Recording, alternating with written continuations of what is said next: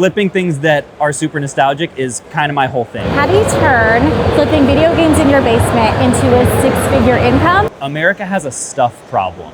Well, today we find out. We asked Caleb, better known as Phoenix Resale. He's the guy that built a profitable resale business. I will buy it. And a massive YouTube channel doing just that. My IKEA bag buying, right? Buying low and selling high. He's documenting the entire hustle, from the thrift store finds to the 5-figure months. Like, people think that I'm only in it for the flipping. But what I want to know is this just a side hustle for YouTube? Or is he actually out here making it work? What's real, what's curated for the cameras, and can flipping nostalgia really turn into a full-time career? We met up at Southeast Game Exchange to get game flipping secrets, YouTube strategies, and to learn how he turned childhood and nostalgia into serious income. If you don't have the belief that you can make something worthwhile, like, you probably are never gonna start. Whenever this is this way, like over my shoulder, I might look down because I don't want to be like just full. Oh, I get it. So just keep doing the thing. Just so you understand what's going on in this video, Caleb and I talked about this like a month before Siege, Southeast Game Exchange, about doing something together at the show, and he always wants someone to film him, and so he was like, hey, I'm happy to do a video for you if you will help me shoot mine. So when you see me in this using what we call the stick, or the DJI Osmo, filming him with that, just know when you guys ask what cameras I use, that's the camera I use. What's the dumbest game that you loved as a kid that's probably trash now? I would have to say this guy right here, the Smurfs on PS1. This is a little sort of forest floor platformer that at the time felt pretty amazing. I was convinced the graphics were extremely futuristic, but I mean, you can kind of tell from the back. I don't know how well this thing necessarily holds up graphically. Wow, that makes me think of like Frogger and things like that. Did you do that as well? Yeah, this was sort of classic polygon PS1 era graphics, but I think I did have Frogger too, but not, it was also on the PS1, so it looked pretty similar. Yeah. Were you more of a console or a handheld guy? I would have to say handheld. What really revolutionized my childhood was when I got a Game Boy SP, because I could play it under the covers at night, and nobody would know. Boy, with the original Game Boys, having to angle them right to catch the light to play, what a nightmare. All right, what were you doing before Phoenix Resale? Right before Phoenix Resale, I was working at my friend's collectible coin company, which is the job that I actually got fired from not once but twice. So I was so bad at pricing and processing coins that my best friends had to let me go twice, and hence Phoenix Resale was born. People think that the name is because I live in the city of Phoenix.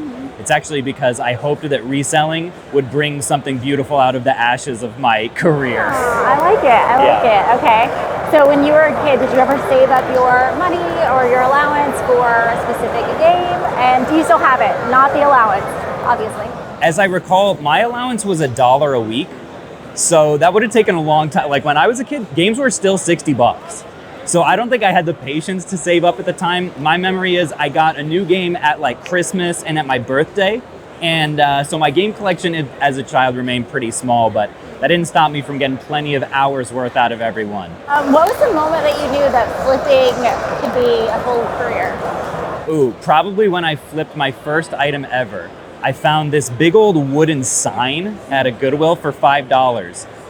I had been watching a bunch of YouTube videos about side hustles, right? Trying to figure out, okay, what can I do to earn some extra money? Because my wife and I, she was in law school and we were dirt poor. So I was like, okay, I'm gonna learn some stuff on YouTube and figure something out. I saw some people going around to yard sales and thrift stores, finding stuff that's underpriced and selling it online. And I was like, they're not smarter than me. I could do that. So I went to a Goodwill, found this big wooden sign that was some like Kentucky, it was like Woodford Hounds or something like that for $5, posted it on Facebook Marketplace. It sold the next day for $35. I would have sworn I was a prince. Oh, so much confidence. Yeah, like I think I'm gonna buy a sports car with this. And from that day on, I was hooked. That's awesome, I love that. So it didn't even start with games.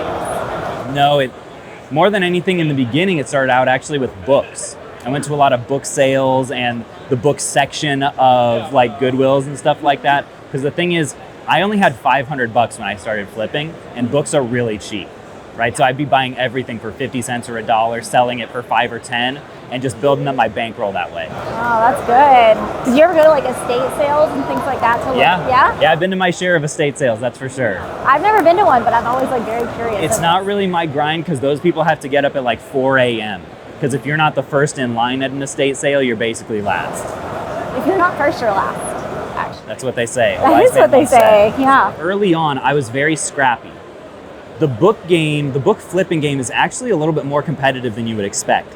I would always pull up to Goodwill's and there'd be other people scanning through the shelves at the barcodes, right, trying to find profitable stuff. At any given book sale, there might be 12 other book flippers.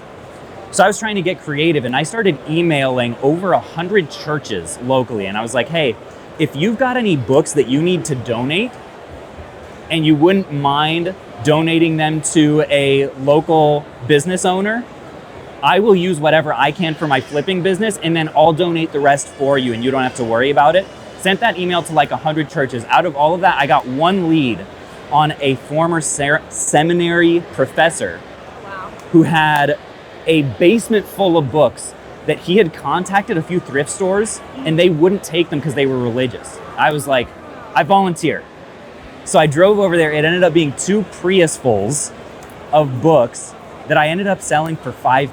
And the guy would not let me pay him anything.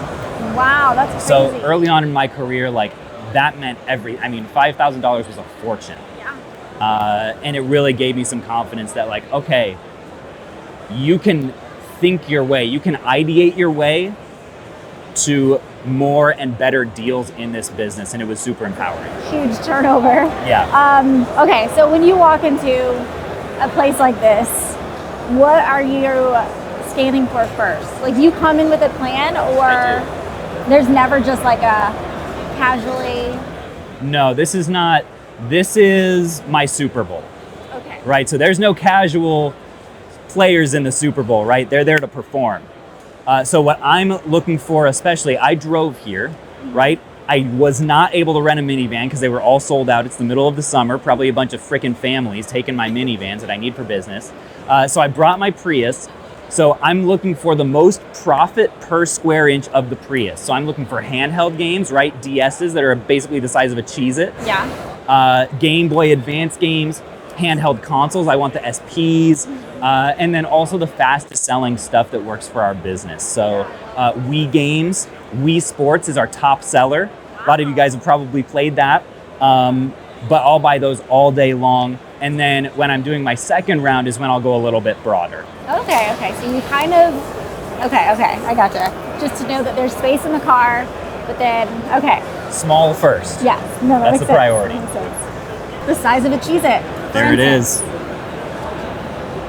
When you come to a booth like this, what's your first plan? Yeah, so I'm going to the games first, and I'm looking for, like I said, the Wii Sports, the Mario Karts, etc. We do some Xbox stuff. I went through all of this stuff yesterday, but I'm looking for like Minecraft or super fast selling games, right? Sonics are really solid, and I'm looking for them at a price point that we can flip. We definitely specialize in things that are like maybe 10 to 15 years old. That's kind of our sweet spot. So there's more Wii games over there, handhelds. This is something that once the storefront is up and running, I'd be very interested in, right? Controllers sell super well in stores, and these are priced pretty well. I just right now don't have room in the Prius, so I'm gonna have to leave them, which hurts me a little bit. So this is a good price. Yeah, it sure is. And so what I would probably try to do, and the owner of this booth is someone that I did a good bit of business with yesterday. So I would take all of the $30 GameCube controllers that were in good condition, and I would say, hey man, if I buy all 5 of these at once, do you think you could cut me a deal on the price, right? So we might sell these for like $35 in store, and I would say, hey, if I bought all of these, could you do like $24 a piece, right? Yeah. So that way it's kind of a win-win. He gets to move a bunch of inventory at once, right? And not pack all this stuff back up to take it home.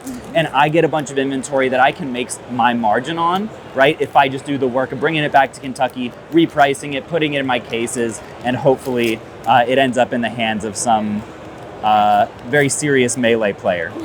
it's dollars and cents, you know? So if he can't make his money at the number that I can pay, he's not gonna get offended at my offer, and I'm not gonna get offended at him shutting me down. Have you ever had that happen though?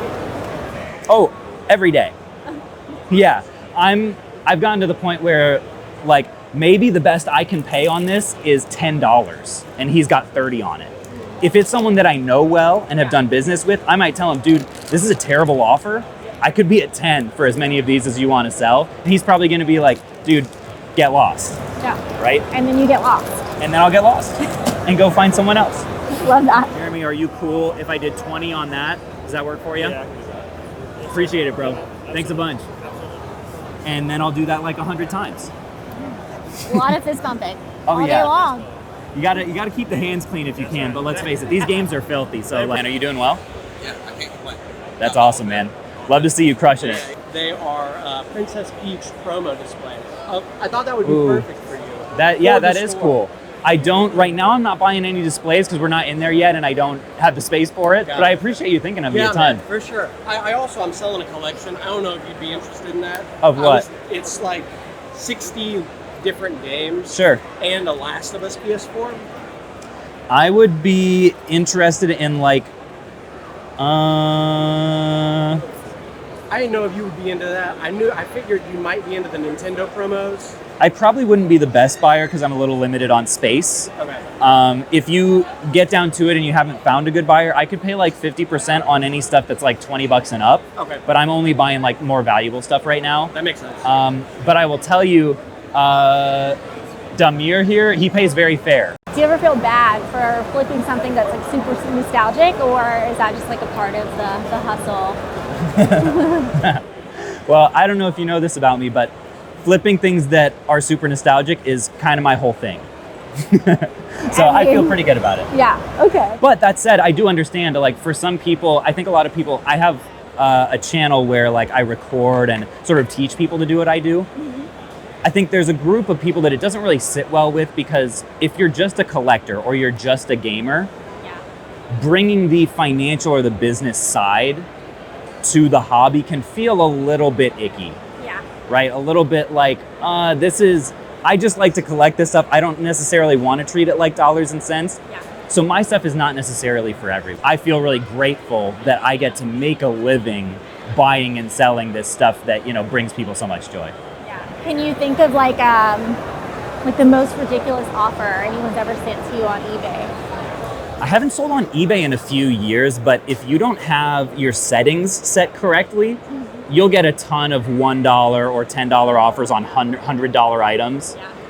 So I set my settings to say, all right, if someone's not offering at least 50%, auto decline. Have you ever bought a game just to use it in a video? Like that I had no interest in flipping or playing. I don't think I've ever done that. One thing that I'm known for in the community is like a very high level of transparency. Like with me, what you see is kind of what you get. I don't play much up for the camera. The most that I will do, and you saw this a little bit this morning when we were shooting together, is I have a little bit of what I call planned spontaneity, which is if I see an item, I knew that I wasn't going to shoot anything until today, but I was buying stuff here all of yesterday. So if I find an item that I'm like, oh, I want to do a video of doing this deal, I'll be like, hey man, could you maybe like put this to the side for me until tomorrow? I will buy it, right? But like, I just want to shoot it and I don't want to have my camera right now, right? So that's as close to like faking something as I would get, is like, I see this now, I'm actually going to shoot it tomorrow and pretend like I'm discovering it for the first time. The organizational standpoint of like, hey, can we put this item right here? Yeah. Because, I mean, do you really want the camera just like going and like finding it? No, Yeah. I mean, even that, like, There's that even, like an aesthetic and display element. Like, okay, you've got these Pokemon items over here and these over here. Would you mind if we just, for this shot, like scrunch them together, right? Yeah, That's not technically authentic, but like, I don't think anyone really cares. You know what I mean? I think they just love you and they just want to see what you're doing. So I think you're good. Kind. One comment that I often get is like, man, you're going around and you're like making all of these offers to vendors that's lower than sticker price. You're sometimes even talking on camera about what you hope to profit on certain items. Like, that's so disrespectful. Like, how do these vendors even like to have you around? And I think what a lot of people might not realize is we very much see ourselves as on the same team, right? All the vendors and we're playing the same game. And I think they have a sense for me that I genuinely want them to win. I want them making money. So I'll sometimes say like, hey, I know this is kind of a low ball, but in case it works for you, would $60 be okay, right? Or like, hey, if I can buy $500 or more worth of stuff, do you have any wiggle room on this stuff? I'm very much in the game of long-term partnerships. So I'm not in it to get one over on these people, you know? People see it as a zero-sum game, like as my pie slice gets bigger, theirs has to go down. But business is a positive sum game, right? 1 + 1 in business can equal 5. And that's why these vendors between each other and like me to these vendors, we have really great relationships because we love putting money in each other's pockets. You're networking every time you come. Exactly. How often are you keeping the things that you buy? Anything for yourself? Like, yeah, I used to do a good bit more of that. So I used to have like collecting series where like I was trying to build a GameCube collection, right? But with flipping profits, or I'm trying to build a Switch collection. I made over 100 videos in those series and got kind of burnt out. So recently I've been focusing more heavy on the business side of like, this is how I'm trying to build and scale this flipping business. And right now open a video game store, right? I try with my channel to follow my own curiosity. And I sense myself getting bored with my own content. So I don't do as much of the collecting stuff as I used to right now, but it's possible once I get curious about that again, I'll go back to it. is there something that you have on your shelf at home right now that you're like, oh, I could sell this and it would be so profitable, but I love it so much?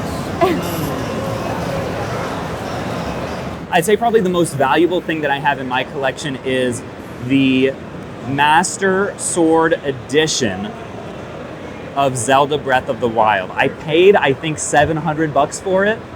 At this point, it's probably only worth maybe like $500. It's gone down in value. But I've got a good memory associated with getting it, so I'm not all that interested. Like, people think that I'm only in it for the flipping. I still do have like nostalgia and memories associated with certain items, and those I do like to hold on to. Dude, I love your videos, man. Appreciate it. Coming to places like this, do you go in YouTuber first or reseller first? Ooh, that's a good question. So yesterday it was all business, just reselling stuff, right? So I tried to segment a little bit. I knew that today, this morning, I wanted to film a Pokemon focused video. So I was like, kind of laying the groundwork for, hey, are you cool if I come film tomorrow? You've got this Pokemon stuff, like, can we do some shots together, that kind of stuff. So it depends on the day. In the past, I've tried to do all at once and it makes my brain hurt. Do we take it? Oh, no, almost. Yeah. Come on. Alrighty. Yeah, I'll take it. Can you put that handle down? Sorry. Thank you. I'm gonna do this. Okay. Perfect. Alrighty. Thank you so much. Take care. Thank you. Have a good one. Yeah. Have you ever had a video that it didn't do so well, it bombed, and then you're just like, what a waste? Like every month. Not every month, because at this point I only upload like twice a month, but countless times. I can't tell you the number of times I've had like a few bad videos in a row in terms of underperforming, and I'm just like, time to get out the resume. I need to find a new career. I'm finished. I've fallen off. I've peaked.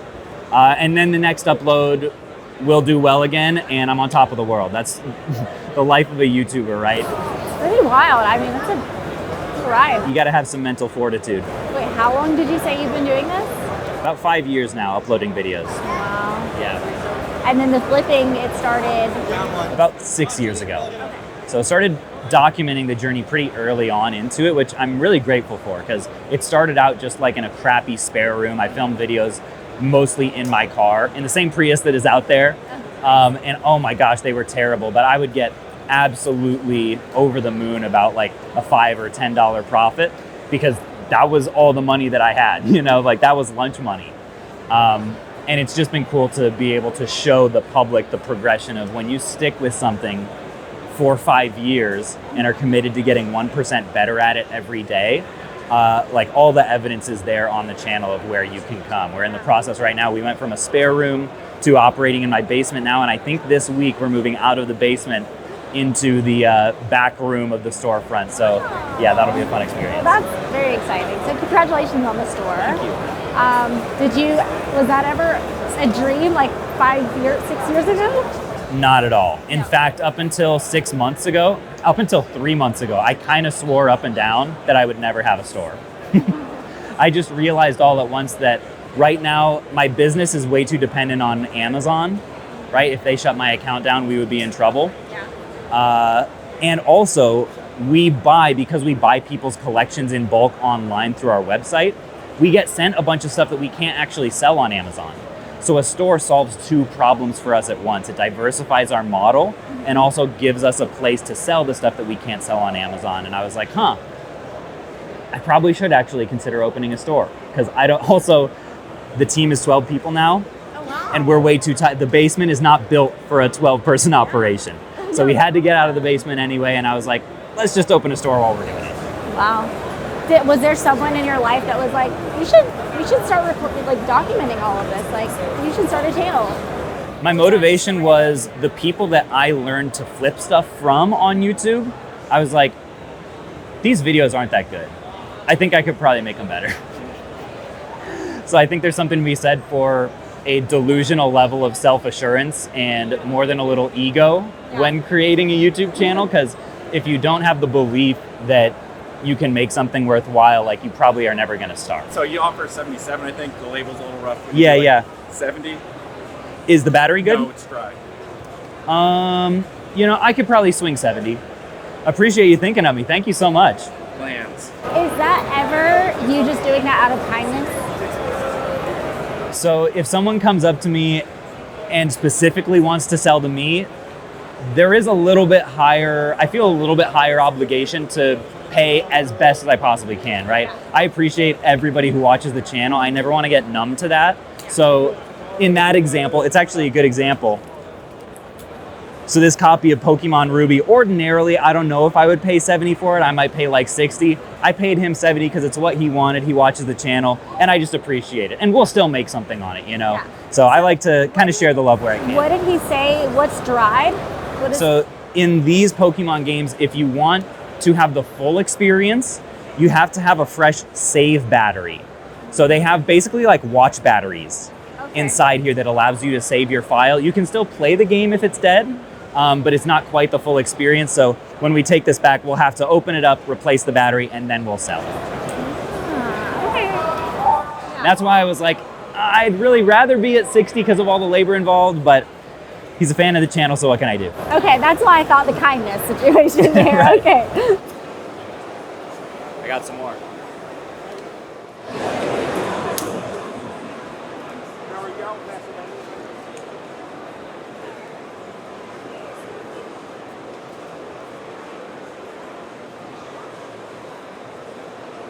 Whoa, getting dangerous. He's good. I think he's given them to me for 60% of market value because I'm buying a bunch of them. And he's like, these guys are bros. They're trying to like support the store. They know that I'm just starting. And not only is he giving me that, but he's also giving me like a world-class education on grading the condition of cards so that I don't get screwed when I'm buying them in the future. And that's what it takes. Do you think it's overwhelming when people come up to you and like give you a full list?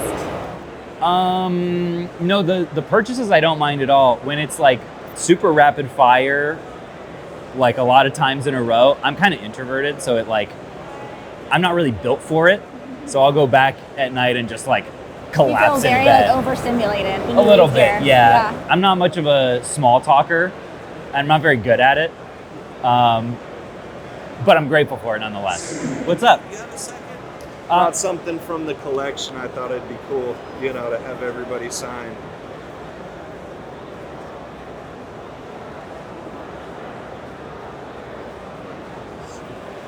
Thanks. Alrighty. That's Yeah, awesome, appreciate buddy. it. I'll give that to you. Sweet. Put the cap back.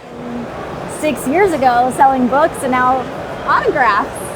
Yeah, it's for reselling games. kind of a wild ride, huh? Can you believe that it's crazy that matters to people, but I've also been in that position of like, I'll meet people that I've only known through YouTube, and I'm like, can we get a picture, you know, or what? Yeah. Like who? Okay, so who was like some of your early inspirations on YouTube? So funny enough, one was definitely a channel called Pixel Game Squad.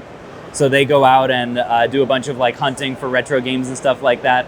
And now the guy who runs that channel is actually my channel's editor. Oh, I so love that. super full circle. Yeah. But I met him at this show maybe 4 years ago. Do you think the flipping world is gonna last, or are we in a bubble? People like me are able to exist and make careers out of flipping stuff because America has a stuff problem. Untold millions of dollars worth of valuable goods are thrown away into landfills every single year because people like me haven't found them yet, right? So until America stops buying more valuable stuff than they need and donating or yard sailing or coming to conventions and selling it, I think that reselling as a hobby, as a profession, will only continue to grow. Yeah. Is it still a hobby for you? Is it fun? Or It's definitely fun, but the fun over time changes. Have you heard of hedonic equilibrium? no, I'm not. It's a term that basically means mankind will revert to their baseline state of happiness, even regardless of dramatic changes in circumstances. So on each end of the spectrum, you have people who win the lottery, huge change in circumstance, and also amputees, dramatic negative change in circumstance. Over time, they both will go back to basically how happy they were before that happened. What does that mean? For me, it means that I can tell you from experience, the 1,000th copy of Mario Kart Wii doesn't hit the same, right? Over time, I revert to the baseline state of happiness, but the cool thing about business is there's constantly new goals to reach for that don't feel the same. The feeling that I haven't gotten used to yet is giving raises to my team, right? I haven't gotten used to running a business that's not in my basement. How do I hire somebody to help me with this business, right? How do I lead a Monday meeting? How do I open a store? There's so much stuff to learn, and I'm so constantly on the edge of my current skill set that like getting bored isn't an option. Yeah. I mean, are you pretty happy with the team that you found? Like, are you feeling like you're happy to run those like Monday morning meetings? Thrilled. Yeah. I do. I was just thinking that like 18 months ago, there wasn't a game that came through my business that I didn't physically touch, right? And usually I was touching it multiple times when I'm buying it, when I'm cleaning it, when I'm listing it. At this point, I probably only touch maybe 10% of the games that we sell, and that's just the ones that like I'm filling up my IKEA bag buying, right? That's the reason that I have my hands on Mario Kart Wii, and that's because of the team. It's not that I don't want to like clean or list games anymore, but because of them, I'm able to focus on the aspects of the business that right now only I can solve, right? Where do we spend our money, right? Forming partnerships with vendors like these that can sell us a bunch more inventory. And it's just been cool that the kinds of problems I get to solve over time are changing. So you're mainly about games, but if you were gonna pick like a toy line to start flipping or collecting, what would that look like?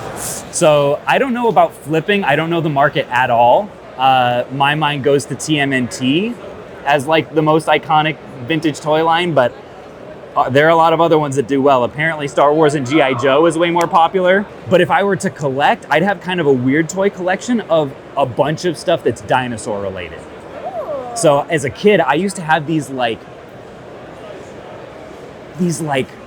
molded plastic dinosaur figures that like didn't even have any articulating parts. That's a good word. I'm learning. I'm a toy guy. No articulation on these dinosaurs, but I was obsessed with them. I could probably name 60 dinosaurs when I was 5 years old. If Phoenix Resale disappeared tomorrow, what would you do? You know, this might surprise some people, but I might not start again. Yeah. I know at this point what it takes to get a channel going. Granted, it wouldn't take me 5 years again to build to where I am now because I have the skills to get there much faster. Maybe 2 years or so, but I'm in the process right now. So I've always had a second channel. Right now, the second channel is called Quick Flips, and it's just dedicated to our business and the future store. I'm designing that in a way that it demands less of me, right? So I'm just one of multiple characters, which I kind of like a little bit better. One thing that I've learned in the last couple years is the power of focus and how much farther that can get you, especially in business. And so the idea of actually having one less thing that demands my attention every week, I might like it, you know? I might go a year and see how it is without posting anything on Phoenix Resale, and if it goes well, just keep the second channel that is run by one of my team members and kind of go from there.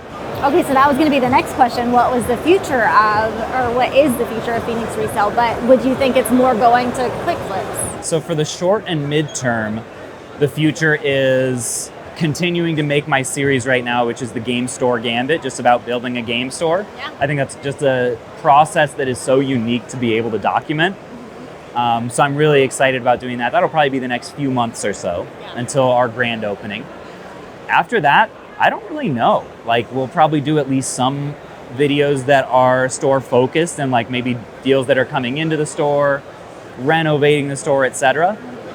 But will I go back to collecting videos or interview stuff? Will I focus more on the second channel and equipping my team to create more without me? I don't know. Yeah. So we've had this conversation with Pixel Dan before where he's like, okay, sometimes I just want to be in the moment. But then when he's in the moment and he's not filming, then he's like, I should have captured that. Do you have those moments too? Yeah, like a perpetual FOMO of living the wrong way. Yeah. What I know is anytime I'm shooting, I'm definitely less present. I'm less funny. I'm not as like witty, you know, and I'm less fun to be around because it's hard to be in both mental modes at once. So I definitely know what Dan is saying, and that's one thing that I'm not a multitasker. I don't really believe in multitasking. I don't think you can do two things well. I much prefer to do one thing and actually nail it. Yeah. So that's something that I wouldn't miss about being able to come to a show and not think about what I'm filming at all. But it would come at the cost of, man, then I don't have documented the memories of everything that's going on here. So I think I would miss it too. What did I learn? That he's more into reselling than collecting. So I don't think we'll find a huge display at his house.